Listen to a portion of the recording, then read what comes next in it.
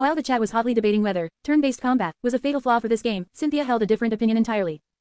She thought carefully. Turn-based combat might seem shallow on the surface, but it could have tremendous potential for development. Actually, Battle Roads mechanics were also a form of turn-based system, since it was just the program executing the game's content. Especially during PvP matches, whenever both players input commands, there was always a long response delay. Battle Road added voice command functionality, and with the excellent individual AI of the Pokemon, the battles felt more realistic. So, she was actually somewhat looking forward to this game's upcoming battle performance. That said, she didn't think this game could provide the same level of trainer understanding improvement that Battle Road offered. Because any Pokemon battle game faced an unavoidable problem, the developers had to have extensive knowledge of every single Pokemon. From the moves they could learn, their types and abilities, to their base stats, and even each Pokemon's real-world characteristics, everything had to be perfectly recreated to have genuine battle value and meaning. Battle Road barely managed this, but they had a professional team of over 100 people providing their database behind the scenes. Even so, Battle Road frequently had various bugs and mix-ups, like Pokemon with wrong abilities or type errors. Like Grass-type Piplup or Flying-type Torkoal. It wasn't that they were slacking off, it was completely normal. With so many Pokemon to convert into game data, problems were inevitable. And this game she was playing now was developed by a single individual, which obviously made this an even bigger issue. Thinking this, Cynthia shook her head slightly and refocused on the game. As Trico's pound connected, Puccina's HP instantly dropped by half. Puccina countered with tackle, and Trico took some chip damage. Trico's second pound knocked Puccina out completely, ending the battle. Seeing this, the chat erupted in heated discussion again. I knew it, turn-based is pretty boring after all.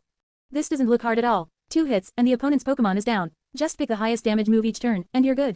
How is this as difficult as the description claimed?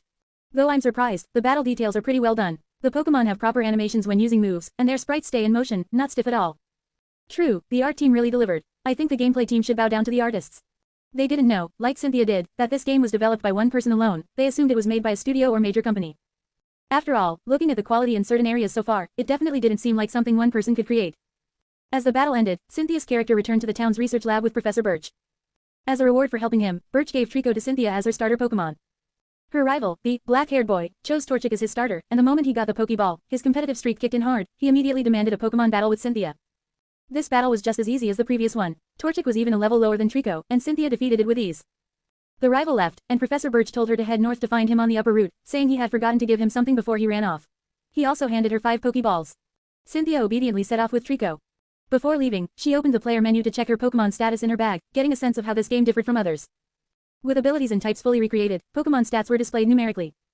Her Trico's most outstanding stats were speed and special attack, several points higher than the other stats. This made Cynthia raise an eyebrow. She'd expected this game to do poorly at recreating real Pokemon, but the situation before her was surprisingly good. Though she'd never trained a Sceptile before, she clearly knew that Trico, being a starter Pokemon, was characterized by high speed and special attack. Obviously, the game developer had recreated this accurately. So could she deduce that every Pokemon's data in the game was properly recreated? As soon as this thought emerged, Cynthia dismissed it, probably not. Trico's information was easy to find online and well-known, so getting it right didn't prove much. Other obscure, uncommon Pokemon would be nearly impossible for the developer to recreate without access to a proper database. Still, managing this level of accuracy showed the creator put real effort into it. After checking her Pokemon's info, Cynthia followed the game's guidance northward, passing through a small town to reach the northernmost patch of tall grass. Along the way, she encountered many wild Pokemon in the grass and battled them all. The battles were easy, and Trico's level rose smoothly from the initial 5 to 8, improving its stats while learning a new move, Quick Attack. After talking to the black-haired boy, he claimed his Pokemon was now completely different and demanded another battle. The chat burst out laughing. This guy's pretty nice, he's basically a walking experience pack. It's been like 2 minutes and he's already rushing back to donate more express. Good guy living a good life, may all his good deeds be rewarded. Amid the chat's cheerful laughter, Cynthia entered the battle. However, 2 seconds later, she realized how serious the situation was. Because her opponent sent out the same Torchic as before. But, its level was actually 1 higher than Trico's, reaching level 9. Cynthia suddenly had a bad feeling. Level 8 vs level 9. Could she actually lose this? No, that couldn't be right. This was clearly just part of the tutorial quest flow. Level 9 was probably just for show.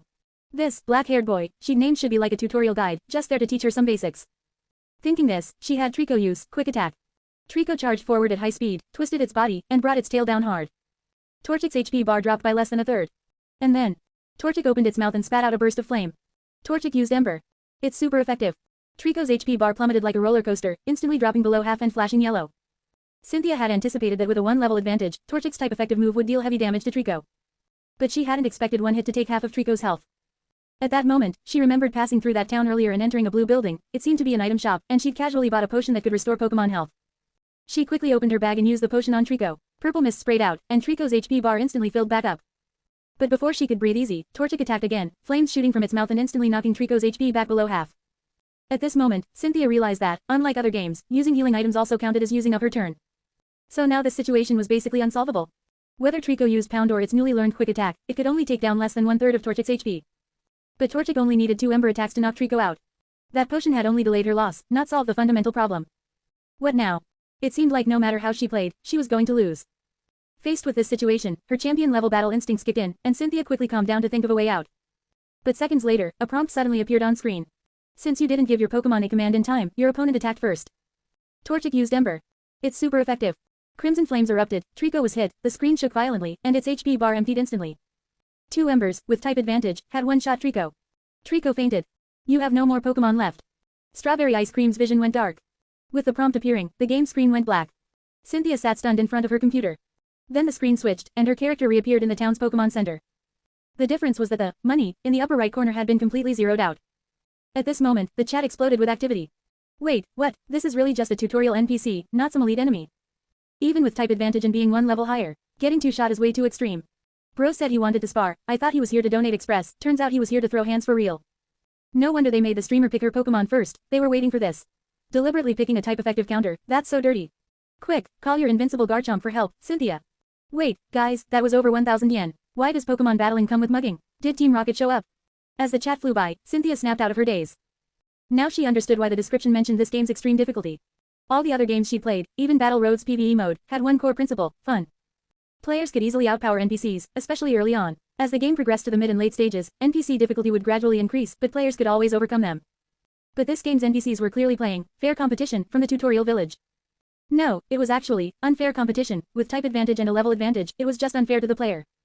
And if players took too long thinking during their turn, the game would skip their turn entirely. All of this could only be described with one word, hardcore. But facing this situation, Cynthia didn't feel discouraged at all. Instead, something ignited in her heart, and her interest surged. As a champion who'd been through countless trials, she knew clearly that only challenges and difficulties could make someone grow the fastest. If everything were smooth sailing, neither trainers nor Pokémon could unleash their true power, even if they reached a high level of strength. At her current level, few challenges could stop her anymore, but this game had given her such an opportunity again. Taking a soft breath, Cynthia quickly adjusted her mindset and made a decision. Since that NPC was 1 level higher than her, she'd first go train Trico in the nearby grass and see if it could learn some new moves. When facing an opponent you can't beat head-on, the best strategy is to get stronger first, then face them again. With this thought, Cynthia moved her character out of the Pokémon Center and began constantly seeking out wild Pokémon battles in the nearby grass. Rattata, Poochyena, Pidgey, Wurmple. She battled every Pokémon that could spawn in the nearby grass. 10 minutes later, when a Poochyena fell, Trico finally reached level 12. A notification popped up. Your current Pokémon level has reached the stage limit, 12. You need to reach the next city before further improvement is possible. The chat started discussing. There's actually a level cap. I think it's reasonable, otherwise, you could just camp in the tutorial village, grind to level 50 to 60, become the newbie village demon lord, and steamroll everything. That'd be boring. +1. Now at level 12, beating that level 9 Torchic should be no problem, right? I think so. With a 3-level advantage, she should be able to tank at least 4 embers, right? Plenty of room to work with. For sure, if she loses this, I'll eat my words. Meanwhile, Cynthia had already healed Trico at the Pokémon Center and returned to the northernmost grass patch, choosing to talk to her rival. The black-haired boy paused, then smiled. Huh, looks like you've made some real progress. But I'm no slouch either, I definitely won't fall behind. Since our eyes met, let's battle. At this moment, Cynthia stared at the screen with serious, focused eyes. Now, Trico was level 12 and had learned 2 new moves, Mega Drain, and Detect. This time, she would definitely win. The stirring battle music played again, and a notification appeared. Rival, black-haired boy wants to battle. He threw his Pokeball, white light flashed, and the same Torchic appeared. Everything seemed exactly like before. But there was one thing different from the previous situation. The number in Torchic's level display. LV.13. Cynthia. Stream viewers. Wait, bro, when the player levels up, you level up too. Are you serious? Pokemon Dev Chapter 5 stuck in. Echoing screams. With the level advantage once again, this battle's outcome was naturally no different.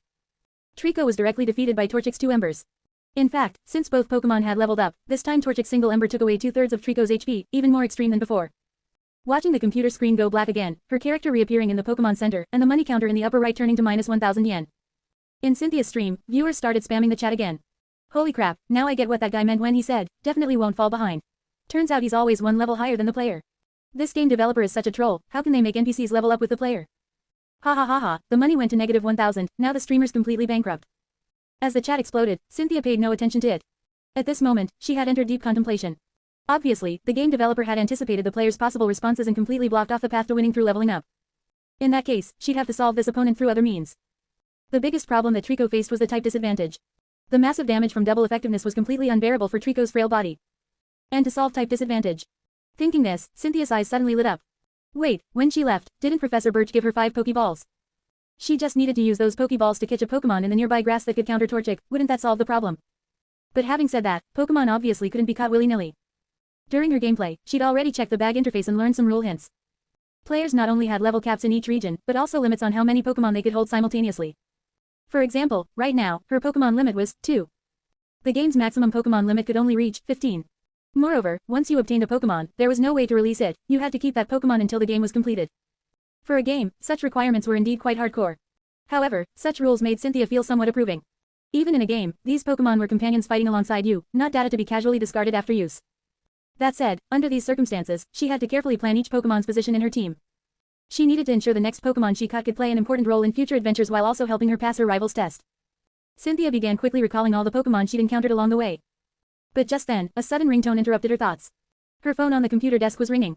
She picked up the phone, glanced at the contact name on the screen, and immediately answered. A voice only she could hear came through the phone. Miss Cynthia, sorry, I know you're on vacation, but the Pokemon in the Distortion World just started getting agitated again for some reason.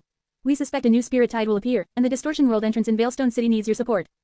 Hearing this, Cynthia's expression changed slightly, and she nodded. Alright, understood, I'll head over right away. Then she turned to address her stream viewers with an apologetic tone. Sorry, everyone, I have some matters to handle, so today's stream ends here. But when I'm free, I'll be back streaming as soon as possible. Please wait patiently. After saying this, she directly cut the stream signal. On the black screen, chat messages appeared. No, honey. Alright, when it was getting good. Probably some league business. I think so too, I heard the Distortion World situation hasn't been peaceful lately, and it might be related to that. No choice, gotta wait for the streamer to come back. Dispersing. Some viewers in the stream had already left to watch other streamers, but just then, one comment woke everyone up. Brothers, I'm gonna go buy this game and try it. Oh crap, right, we can play it too. Looks pretty fun, let's go for it. A batch of people, through Cynthia's stream, had developed a strong interest in Pokemon Emerald and went straight to buy and play the game. With such high quality and looking so novel, they naturally didn't mind spending money to try it out. But another group expressed different opinions. Those planning to buy must be really rich, 5,927 yen is too expensive, I'll wait and see. True, I don't even have that much for weekly living expenses, can't afford it at all. 5,927 yen for a pixel game, though it looks pretty good so far, what if it gets worse later? I'm not rushing to buy. As the last comment said, 5,927 yen was indeed quite high for ordinary people, buying a pixel game required serious consideration. But even so, after Cynthia's stream, Pokemon Emerald sales had quietly begun soaring. After all, even though it was a weekday, over 200,000 people watched her stream. If even 1% of viewers were willing to buy the game, that was still 2,000 sales. Meanwhile, above Twinleaf Town, beneath the clouds, a deep blue figure streaked across the sky like lightning, rushing into the distance. It was a dragon-type Pokemon with a bipedal, shark-like appearance, possessing a streamlined yet powerful body, Garchomp. Its body was like deep blue armor, with red stripes across its abdomen and golden scales covering its legs, resembling a fully armed ancient warrior, radiating a powerful aura and pressure. If you looked carefully, you could see someone sitting on this Garchomp's back. That person was none other than Cynthia. According to League regulations, to avoid accidents, using Pokemon to carry humans for flight was prohibited in city airspace, but as champion, she naturally had such privileges. Moreover, she truly had urgent business to handle. At this moment, Cynthia gazed at the distant sky, seemingly pondering something. She was about to face some dangerous Pokemon, but right now she was thinking about that game. Because those Distortion World Pokemon weren't really dangerous to her, but that game had genuinely stumped her. The game's NPCs actually leveled up with her. And if even the first checkpoint in the tutorial village was this challenging, how strong would the opponents this game prepared for her later be? Thinking this, Cynthia couldn't help feeling more anticipation. She hadn't encountered such a sense of challenge in who knows how long. Speaking of which, she was becoming increasingly interested in that game's creator. Unfortunately, she currently had no way to contact them. Otherwise, she'd definitely want to get to know such an interesting creator properly. At the same time, she realized a problem. Given this game's quality, popularity was just a matter of time, and if someone finished the game before her and got the creator's contact information, that would be troublesome. Quick victory in the Distortion World, then hurry back to complete the game. Cynthia made her decision internally. Just then, her phone rang again. Unlike usual, the screen showed no number or contact name, but displayed a string of garbled characters. However, seeing this garbled text, Cynthia first froze, then showed delight, immediately answering the call. From the other end, a somewhat lazy voice came. Hello, Cynthia sis, long time no see, did you miss me? Cynthia still seemed somewhat surprised. You got out so quickly this time. What, don't want me out? The voice joked. This time was indeed smoother. The weird creatures in this black hole were fewer, so we came out early after handling them. Ah, so nice, I thought it'd take at least 2 months. Hearing this, Cynthia immediately said. Perfect timing, can you help me find someone? The voice immediately perked up with interest. Oh, who caught our Sinnoh champion's attention? League fugitive, dark underworld figure. Quote ... or some mad scientist who went down the wrong path. Cynthia denied. None of those. I'm looking for a game developer. At this, the phone went silent. After a while, he spoke helplessly. Cynthia sis, you should know my database and hacking skills shouldn't be used to find game developers to send them death threats, right? Cynthia realized her words were inappropriate and quickly added. It's like this, he might have information clues about Rayquaza. I don't know if he's an individual developer or a studio, though I think the latter is more likely, so I want you to help me investigate. The voice immediately agreed. Ah, you should have said so earlier. Alright, I'll help you look into it. Cynthia said sincerely. Thank you, I'll treat you to dinner later. The voice chuckled. Thanks aren't necessary, we go way back, life and death friendship and all. But I'll still take that dinner, that steakhouse at Canal of City Docks, you're paying. Hanging up now, I'll contact you if there's news. The call ended. Hearing the dial tone, Cynthia also put down her phone and sighed in relief. With this person's help, finding the developer shouldn't be a problem. But one thing at a time. She still had to play the game. She'd take first place.